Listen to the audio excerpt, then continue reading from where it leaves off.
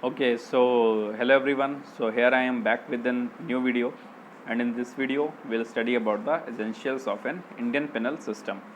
Okay, so in our last video we have discussed about the efficacy of punishment. Okay, so the efficacy of punishment were divided in the earlier period, then in medieval and modern period according to the growth of human civilizations. Okay, so we have also got significance of the different theories of punishment that we have studied in all these three, like the reformative and retributive, that we have got some glimpse of that in the earlier period. Then talking about the reformative and preventive theories in the medieval and after that in the modern period. Okay, the reformative theories that we have got a great idea of that in the modern period. So now in this video we'll study about the essential of an ideal penal system, which is also the last topic of your unit 1. And after completing this topic we'll start with our unit 2 in a new video. Okay, so let's start. So essentials of an ideal penal system.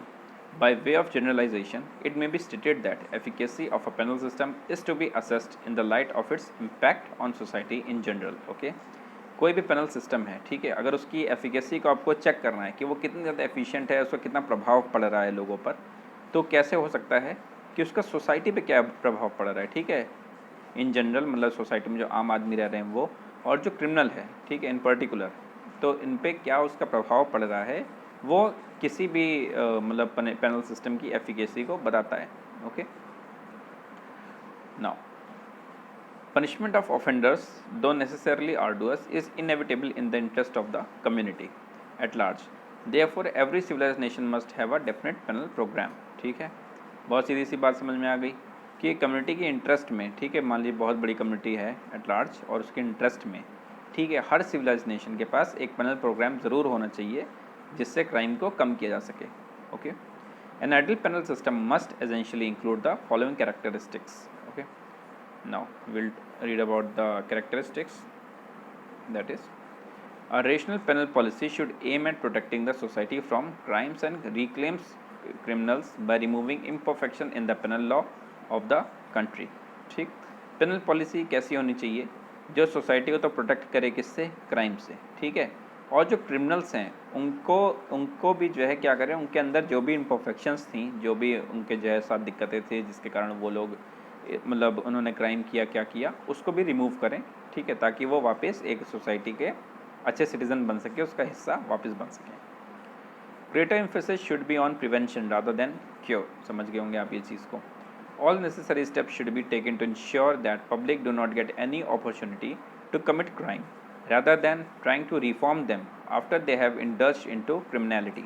ठीक है, सबसे ज़्यादा emphasis किस चीज़ पे देना चाहिए कि जो भी मतलब क्रिमिनल है, ठीक है, जब वो उसको पकड़ा गया है, जो भी किया गया है, उसके लिए ऐसे नेसेसरी स्टेप्स लेने चाहिए कि आगे चल करके उसे किसी भी तरीके की अपॉर्चुनिटी ना मिले क्राइम करने के लिए. ठीक है, और एट द सेम टाइम उसको रिफॉर्म करने की भी हम लोग को कोशिश करनी चाहिए कि उसको जो है रिफॉर्म किया जा सके, और ताकि उसके अंदर से जो क्रिमिनलिटी जो चीज़ है उसके अंदर उसको हटाया जा सके. ठीक, now the law must provide scope for adjustment of punishment according to the variations in culpability. Now on the second point, सी देखिए, ये जो भी आपके हैं जो पॉइंट्स मैं आपको पढ़ रहा हूँ, ये अप्रॉक्स 14 पॉइंट्स हैं और ये सारे के सारे बहुत ज़रूरी हैं. सो हमको अपना थोड़ा टाइम भी बचाना है. सो मैं हर पॉइंट का आपको जिस्ट बताऊंगा. अब आप लोग भी फाइनल ईयर के स्टूडेंट्स हो, तो मैं आपसे इतना एक्सपेक्ट कर रहा हूँ कि आपको एक एक चीज़ लाइन बाय लाइन नहीं पढ़ाना पड़ेगा. ओके, हर पॉइंट का मैं आपको हर पॉइंट्स का इंपॉर्टेंट जिस्ट बताऊँगा. उन पॉइंट्स को आपको जो भी मैं बताऊँगा आपको अपने ध्यान में रखना है, आपको याद रखना है. आपको ये जो मैं बुक का पेज आपके लिए पढ़ रहा हूँ, तो अगर आपको ये चाहिए होगा तो मैं आपको व्हाट्सएप या किसी भी माध्यम से अगर आप चाहोगे तो मैं दे दूँगा. आपका जो स्टूडेंट पोर्टल होगा आप कहिएगा तो मैं उस पर भी अपलोड कर दूँगा. So from there you will get this. Okay, so चलिए फटाफट हम लोग अपने सारे पॉइंट्स को ख़त्म करते हैं. सेकंड पॉइंट पे आते हैं. Expressing concern for the efficacy of punishment, Bentham, the eminent English law reformer, commented that penal policy must be in conformity with the principle of hedonism. Okay, now hedonism के बारे में हम लोग पढ़ेंगे क्या होता है. So hedonism, that is the utilitarian doctrine of pain and pleasure. अब देखिए इसका मतलब क्या होता है. जो भी पेन एंड प्लेजर के बारे में जो बात की जाती है यूटिलिटेरियन डॉक्ट्रिन, उसका ये कहने का मतलब होता है कि जैसे आप लोगों ने देखिए शुरू से आप लोग पढ़ते आ रहे हैं कि रिफॉर्मेटिव थ्योरी बारे में कि ये सबसे ज़्यादा यूज़ होना चाहिए, सबसे ज़्यादा एक्सेप्टेड है, क्रिमिनल को रिफॉर्म करना चाहिए, वो सब ठीक है, बढ़िया है। उसके लिए आप कई सारी पॉलिसीज़ भी बना सकते हैं, उसके बारे में भी हम लोगों ने बात करी थी कि कमेटी होनी चाहिए जो प्री जजमेंट के टाइम पे एक रिपोर्ट दे दे, क्रिमिनल के बारे में सब कुछ बता दे, तो उस हिसाब से उसको पनिशमेंट मिलना चाहिए। इसमें एक चीज़ ये भी कही गई है कि पॉलिसीज़ बने, क्रिमिनल को रिफॉर्म करने के मौके भी दिए जाएं जेल में, लेकिन उसको रिफॉर्म करने के चक्कर में ऐसा ना हो कि आप उसको इतना ज़्यादा आराम दे दो कि जो भी पेन उसको जेल में मिलना चाहिए वो उसके प्लेजर से कम हो जाए। अब प्लेजर कैसा? प्लेजर उसे कहेंगे जब क्रिमिनल ने कोई भी तरीके का क्राइम किया था, उससे जो भी उसको प्रॉफिट हुआ या जो भी उसको प्लेजर मिला, वो प्लेजर जो है वो हमेशा उस पेन से कम रहना चाहिए जो उसको जेल में मिलेगा, तभी माना जाएगा ना कि उसको पनिशमेंट मिली है। अगर प्लेजर ज़्यादा रहेगा और पेन कम होगा तो फिर क्या फ़ायदा, वो तो फिर हर आदमी क्राइम करेगा। So pleasure and pain and pleasure का ये जो है फंडा है। सो इसको आगे पढ़ते हैं। द प्लेजर और benefit derived from criminal acts must not be outweigh the pain inflicted by way of punishment. समझ गए होंगे आप बात। Otherwise the punishment is bound to lose its significance. That apart punishment to be effective should be proportionate to the gravity of the offense. Okay, now we'll shift this camera to the upper part of the screen. Now it is an accepted fact that delay defeats justice and therefore inordinate delay in sentencing negates its deterrent effect. आप समझ गए ये चीज़, जो सबसे बड़ी परेशानी अपने judicial system में रही है और जो सबसे ज़्यादा लोग इससे परेशान रहे हैं, जिसके कारण ये भी हो रहा है कि लोगों के अंदर से जुडिशरी को लेकर के उनका जो फेथ है वो भी ख़त्म हो रहा है, वो यही है कि कोई इस पचड़े नहीं पड़ना चाहता कि यार एक केस भी कर देंगे तो 10-10 साल केस चलता रहेगा। ठीक, सो क्या कहता है इसमें कि as such it is desired that punishment must follow the crime. ठीक, जैसे भी क्राइम हो तुरंत उसके पीछे पनिशमेंट लग जानी चाहिए। Elimination of delay in avoiding punishment is perhaps the most fundamental requirement of an ideal penal program. अब आप समझ रहे होंगे, जो मैंने आपको एक बार समझाया है उससे अब आपको इन चीज़ों का आइडिया लग रहा होगा।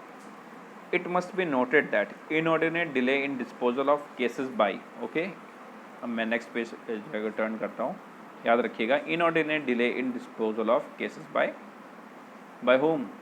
So it will always be by the court. Okay, so inordinate delay of cases done by courts is causing untold miseries to the poor litigants. अब poor litigants क्या हुआ, जो कोई गरीब ही, मान लीजिए कोई गरीब तबके का आदमी है, ठीक है, उसने मान लीजिए कोई केस के लिए मतलब वो लड़ने आया है, उसने कुछ भी किया, अब पता चला कि इतना ज़्यादा डिले हो रहा है कि मान लीजिए वो डेली कमाने खाने वाला आदमी है, जो भी गरीब आदमी है, ठीक है, अब वो डेली कमाएगा खाएगा कि वो डेली कोर्ट में आकर के बैठेगा, है ना। तो वो इन सब चीज़ों को भी सोचना बहुत ज़्यादा ज़रूरी है, क्योंकि इन्हीं सब कारणों के कारण कभी कोई गरीब जो है केस नहीं लड़ना चाहता है, ठीक है, फिर वो जितना लंबा केस चलेगा उतना वो वकील को भी पैसा देगा, हर चीज़ करेगा। सो इन सब चीज़ों को सोच लेना चाहिए ताकि पीपल के अंदर जो है इंस्टीट्यूशन ऑफ जस्टिस के प्रति जो फेथ है वो ख़त्म ना होने को पाए।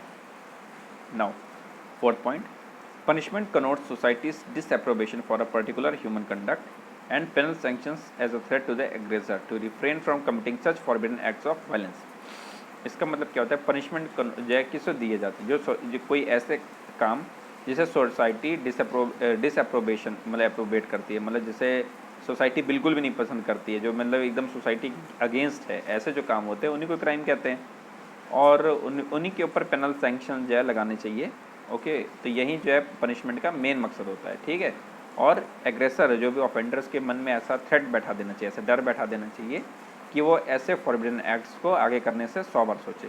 ठीक, now thus the ultimate object of punishment is to protect society against law breakers. अब आप समझ गए होंगे। As Beccaria puts it, the purpose of punishment is to make crime an ill bargain for the offender. अब आप लोग समझ गए होंगे मेरी बात को। Now we'll move on to the fifth point.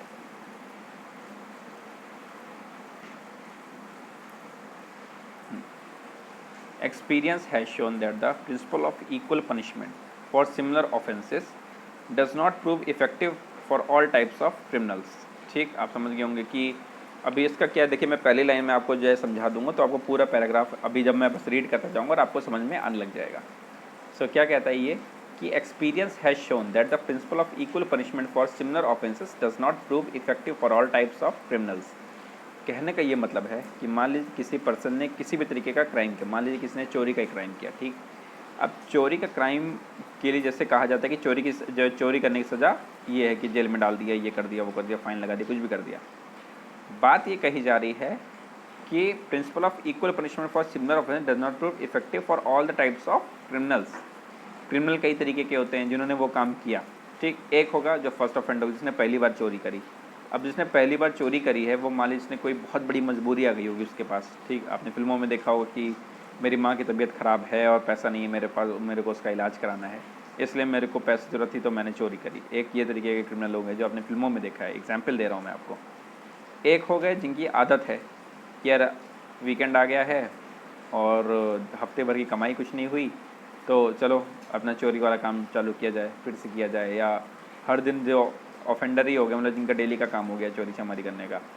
तो एक क्रिमिनल दो तरीके हो गए। अब पहले क्रिमिनल के लिए और जो हर बार कर रहा है क्राइम, उनके लिए सेम सज़ा नहीं होनी चाहिए, वो क्रिमिनल के नेचर को भी एक बार समझना चाहिए, ठीक। ये बात इसमें कही गई है। अब देखिए, the young and the first offenders must be treated differentially than the recidivist and the habitual offenders. देखिए ये बात मैंने आपको बताई। The justification for this differential treatment lies in the fact that the effect of punishment varies from criminal to criminal depending on his age, sex, intellect, mental depravity, responsive attitude and social circumstances. Okay, ये सब मतलब जो है these are the various parameters on which it is to all these parameters that should be considered before giving any type of punishment to any criminal, okay, regarding any crime. So now it is for this reason that classification of criminals into different categories is deemed necessary so that they could be reformed to adequate correctional measure। जैसे क्योंकि आप जो first offender होंगे, नए offender होंगे, उनको आप reform फटाक से कर सकते हो, लेकिन जो हैबिचुअल ऑफेंडर्स हैं, रेसिडिविस्ट टाइप, उनको रिफॉर्म करना सबसे मुश्किल काम है क्योंकि वो उनकी आदत में है, ठीक। चलिए फिर आगे बढ़ते हैं।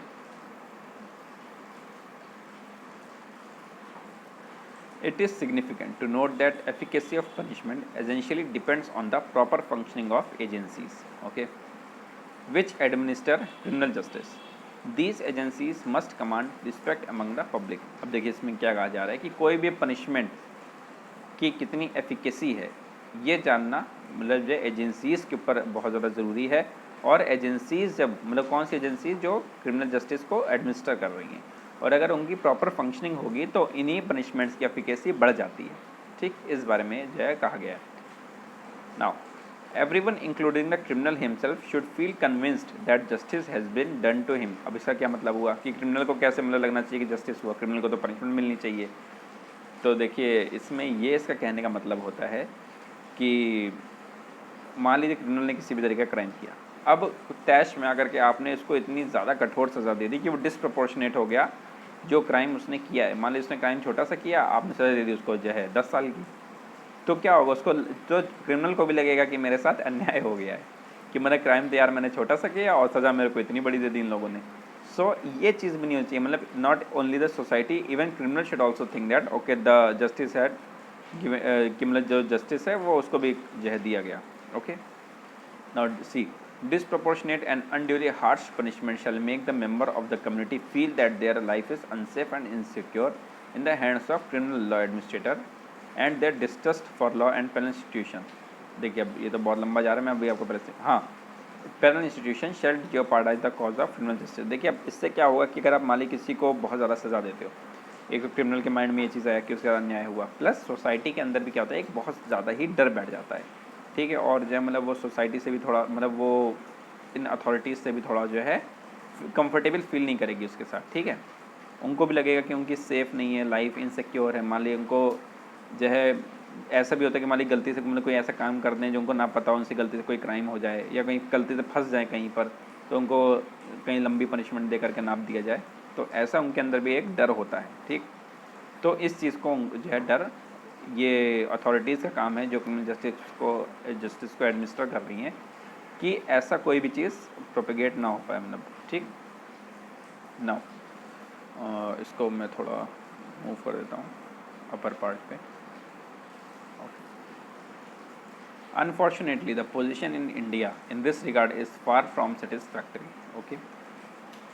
Particularly, the functioning of the police and prisons need improvement so that people regain their lost faith in these August institution of law and justice. अब आप समझ रहे होंगे कि पुलिस को है ना, पुलिस प्रशासन और जेल प्रशासन दोनों को आपस में सामंजस्य बना करके, आपस में कोऑर्डिनेशन बना करके और अपने काम को और एफिशिएंटली और बढ़िया तरीके से करना चाहिए, ताकि लोगों के अंदर जो एक फेथ आजकल खोता चला जा रहा है वो वापस आ सके।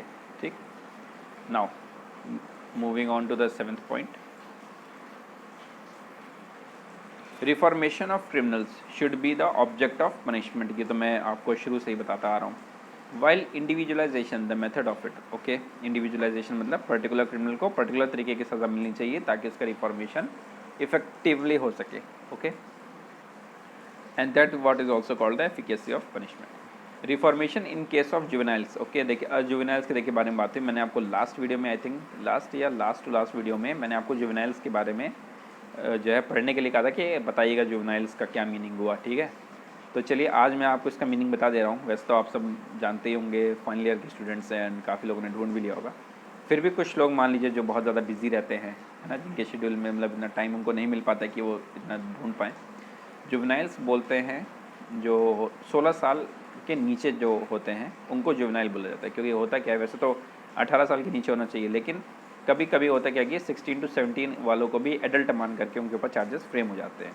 Okay, now juveniles, first offender and women offender and deterrence for hardened criminals and recidivists should be ultimate object of penal policy। समझ गए होंगे। ठीक, कैसे रिफॉर्मेशन होना चाहिए अलग अलग तरीके के क्रिमिनल्स का अलग अलग तरीके से। ठीक है, जुवेनाइल्स का कैसे होगा, फर्स्ट ऑफेंडर कैसे होगा, विमेन ऑफेंडर का कैसे होगा, देन हार्डेंड क्रिमिनल्स जो होंगे, रेसिडिविस्ट होंगे, कैसे उनका होगा। ठीक है, समझिए सबका अलग अलग तरीका है सबको रिफॉर्म करने का।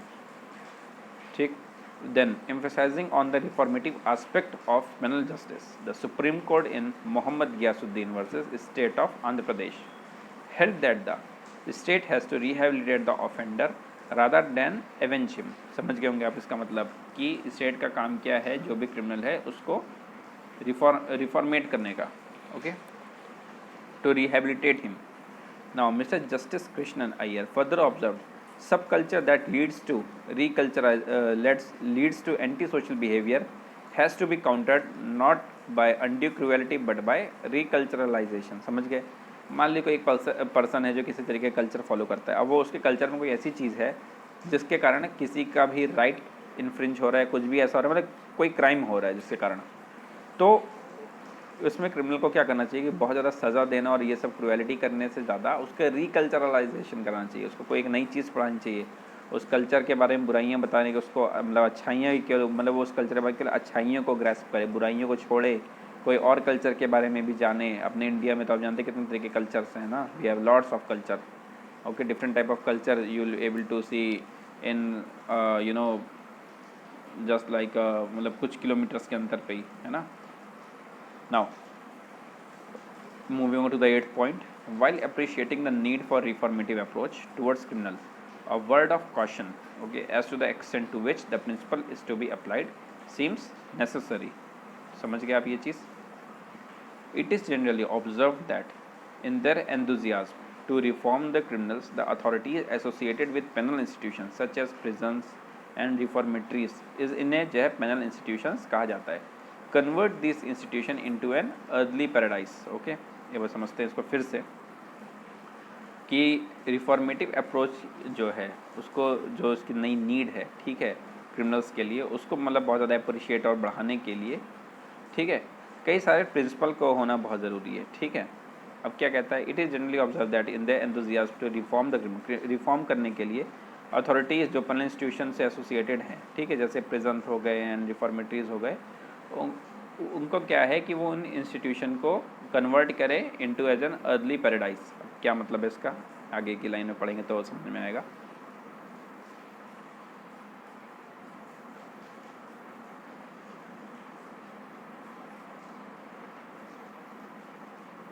हाँ जी, अर्ली पैराडाइज। ओके, हमने पढ़ा कि जो भी उनका जो पेनल इंस्टीट्यूशन है, लाइक प्रिजन्स हो गया या और भी रिफॉर्मेटरीज हो गई, उनको क्या लिखा था कि कन्वर्ट करें early paradise providing all sorts of comforts to inmates. Inmates आप समझ के ऑफेंडर्स जो जेल में है। Consequently, inmates often take the institution as an easy resort to spend their life comfortably without shouldering any responsibilities। देखिए जो मैंने आपको बात बताई, द डॉक्ट्रिन ऑफ वो हेडोनिज्म के बारे में, यूटिलिटेरियन डॉक्ट्रिन जो कहती है पेन एंड प्लेजर के बारे में बताती है, ठीक। Now, consequently, inmates often take the institution as an easy resort to spend their life comfortably without shouldering any responsibilities, ठीक। This obviously defeat the very object of reformation. फिर इसमें यहाँ पे रिफॉर्मेशन नहीं होता है, फिर तो वो इन्जॉय करता है अपनी लाइफ को, ठीक। तो क्या करना चाहिए? It is therefore desired that life in this institution must involve certain degree of hardship and rigour. समझ गए कि उस क्रिमिनल को हार्डशिप और रेगर तो देना ही है, उसको भले आपको रिफॉर्म करना है, ताकि उसको लगे कि हम जेल में और सज़ा काट रहे हैं, कोई हमने गलत काम किया, उसको उसका पश्चाताप हो, ठीक। मतलब ऐसा ना हो कि वो छुट्टी मनाने चला हो वहाँ पे क्राइम करके।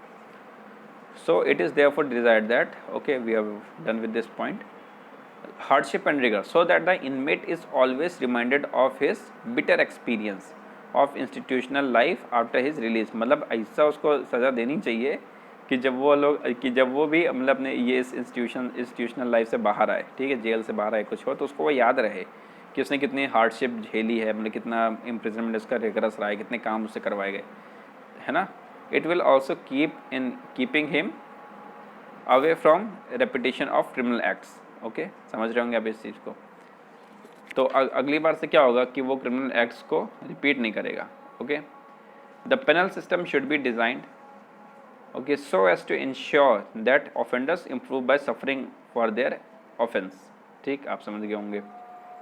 Unfortunately the trend of judicial sentencing in India is towards excessive reformation, with the result punishment is losing all its effect and consequently there is steep rise in crime rate।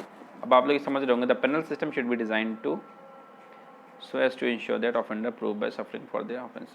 the trend of judicial sentencing in India is towards excessive। हाँ, अब आप समझ गए होंगे हो क्या रहा है आजकल, ठीक है। जो जुडिशियल सेंटेंसिंग इंडिया में चल रही है वो इस पर फोकस ज़्यादा कर रही है कि जो भी क्रिमिनल हो उसका रिफॉर्मेशन किया जा सके, रिफॉर्मेटिव थ्योरी जो हम लोग पढ़ रहे थे। उसके कारण हो क्या रहा है कि जो पनिशमेंट है वो अपने इफेक्ट को लूज कर रही है, और उसके कारण क्या हो रहा है कि क्रिमिनल रेट और क्राइम रेट बढ़ रहा है। क्योंकि क्रिमिनल को क्या लग रहा है कि हमको बहुत ज़्यादा हम क्राइम कर देंगे, उससे तो हमारा ज़्यादा फ़ायदा है, फिर हमें क्या कर देंगे, जेल में डाल देंगे, जेल में हमको रिफॉर्म करने के चक्कर में एकदम आराम दे देंगे, ठीक है, नहीं बस ज्ञान देंगे, पढ़ाएंगे, यहाँ वहाँ करेंगे और फिर छोड़ देंगे। इससे हो क्या रहा है कि क्राइम बढ़ रहा है। फिर लोगों को लगता है अरे भाई, मतलब एक एग्जाम्पल सेट हो जाता है कि ये भाई साहब तो जेल में गए थे, इनके साथ कुछ हुआ ही नहीं, इनके तो आराम से इन्होंने जेल में मौज करी। तो ये चीज़ नहीं होना चाहिए। Okay, so now let's move on to the last point of this video। okay, we are having 14 points, approx 14 points, okay, and all those 14 points are very much important। now 9th, the authorities concerned with the criminal justice administration should refrain from projecting the image of offender as a big shot। हाँ, बहुत ज़्यादा ज़रूरी है, ये panel programme में होना चाहिए कि हो क्या रहा है आजकल कि मतलब कभी किसी मतलब क्रिमिनल के बारे में बात की गई तो अथॉरिटीज़ हैं जो क्रिमिनल जस्टिस एडमिनिस्ट्रेशन को देख रही हैं, उनको ये चीज़ से बचना चाहिए कि वो किसी भी ऑफेंडर का मतलब एक ऐसा प्रोजेक्ट उसको ऐसा ना करें कि बहुत बड़ा मतलब खलीफा है या बहुत बड़ा मतलब उसने काम किया या जो भी ऐसा कोई मतलब उसको इतना फुटेज नहीं देना चाहिए, है ना, नॉट उसको एकदम बिग शॉट दिखाना चाहिए। क्या मतलब हुआ इसका? See, it must be remembered that punishment fails when it raises the status of the convicted offender in his group. समझ गए? मतलब कहने का ये मतलब है कि मान ली कोई एक आदमी है, एक ग्रुप का मतलब मान लीजिए जैसे वो हेड है, ठीक है, या कोई भी पर्सन ही है, उसने कोई क्राइम किया, ठीक, अब उसको जेल भेज दिया गया। अब जेल में भेजने या मान ली उसको पकड़ने के लिए ही मान ली पकड़ा भी नहीं गया तो इनामी बदमाश रखा जाता है कि इतने रुपए का इनाम है, इतने। अब कोई तो उसमें हो क्या रहा है कि उनका स्टेटस बना रहे हैं लोग, ठीक, क्या हो रहा है भाई 50,000 का इनामी है, कह अरे भाई वो 2 लाख रुपए का इनामी है। तो हो क्या रहा है कि वो जो उनकी कम्युनिटी होती है क्रिमिनल्स की, उसमें मतलब वो उनका नाम हो जा रहा है कि अरे भाई बहुत बड़ा क्रिमिनल है, बहुत बड़ा गुंडों का सरदार है, और मतलब इसके ऊपर तो इतना बड़ा इनाम रखा है। तो ये एक मतलब ऐसा नहीं प्रोजेक्ट होना चाहिए कि मतलब बहुत बड़ा डिमांडिंग वो पर्सन है, बहुत अच्छा काम कर रहा है वो, कि उसके ऊपर इतना बड़ा सरकार ने इनाम रखा हुआ है, ठीक है, ये चीज़ कही गई है। This is particularly true with criminal gangs, ठीक। The rewards so often announced by the government on the heads of notorious murderers, dacoits and criminals seems to undermine the aspect of penal policy, अब आप समझ रहे होंगे। To cite a concrete illustration, चलिए एक illustration देखते हैं। Mister Kalyan Mukherjee in his book entitled the story of Pandit king, okay, एक स्टोरी आई थी पंडित किंग, आप लोगों ने पढ़ी भी होगी, क्या पता कुछ लोगों ने। डिस्क्राइब्स डेकॉइट मालखन, ठीक, मालखन के बारे में इन्होंने जो है अपनी एक बुक लिख दी। सोचिए एक क्रिमिनल के ऊपर आप किताब लिख रहे हो, तो क्या हो रहा है। A man who wove terror and pity to create a legend, ठीक, अब क्या हो रहा है कि एक इमेज ही उसकी बना दी जा रही है कि बहुत बड़ा उसने काम किया, ठीक है, उसको एक लीजेंड बना दिया एकदम। Again the making of a film on the bandit queen, देखिए एक फूलन देवी के ऊपर क्वीन जय फिल्म बनी थी, आप लोगों ने भी सुना होगा, देखा भी होगा, कुछ भी देखा होगा।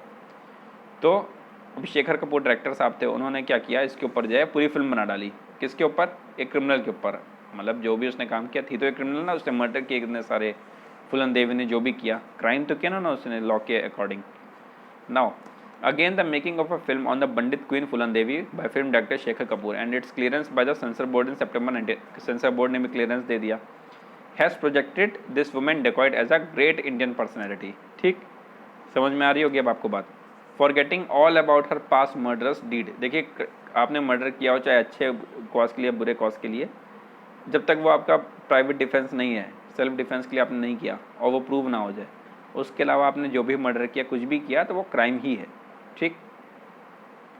द ठीक है, all about her past the patronage extended to her by certain political parties further indicates how this fundamental principle of penal justice has been flouted with impunity. अब आप समझ रहे होंगे पूरी बात का। Far from being punished for her criminal act, she was elected as the president of the Eklavya Sena, see, an offshoot of Bahujan Samaj Party and also a member of parliament for the 11th and 12th Lok Sabha। देखिए कैसे मतलब political लोगों को अपना उल्लू सीधा करने के लिए, कुछ भी करने के लिए, किसी को भी हीरो बना करके जो है उसकी मतलब एकदम इमेज ही बदल दी कि वो एक मर्डरर है, एक मतलब पंडित है ना, एक डाकू है, एक डेकॉइट है, जिसने इतने मर्डर किया, उसको क्या बना दिया, सीधे ले आकर के लोकसभा में बैठा दिया। So these are the loop holes, okay, in the penal program, okay, so these all should be sorted out in the ideal penal program, okay, now you are getting, okay, now okay, so this is one another example, okay, about the Veerappan, see Veerappan के बारे में भी इसमें बात की गई है, आप जो है आराम से इसको पढ़ रहे होंगे। इसके ऊपर भी कन्नड़ फिल्म बन गई वीरप्पन के ऊपर भी। सो दिस, ये क्या हो रहा है, मतलब ये क्या हो रहा है, मतलब यही तो चीज़ है ना जो सबसे बड़ी दिक्कत है कि आप एक आदमी की एकदम इमेज ही चेंज कर दे रहे हो, उसको एकदम मतलब एक हीरो बना दे रहे हो। ये चीज़ जो हो रही है वो सोसाइटी में सबसे ज़्यादा गलत हो रही है। So we have studied till our 9th point, okay, so now we'll in the next video we'll start with the 10th point and we'll complete all the 14 points. After that if we'll have time, अगर हमारे पास थोड़ा बहुत भी time होगा तो हम लोग एक छोटा सा रिवीजन मार करके फिर अपने नेक्स्ट वीडियो से, उसकी भी नेक्स्ट वीडियो से हम लोग अपना यूनिट 2 शुरू करेंगे, okay. So that's all in this video, thank you.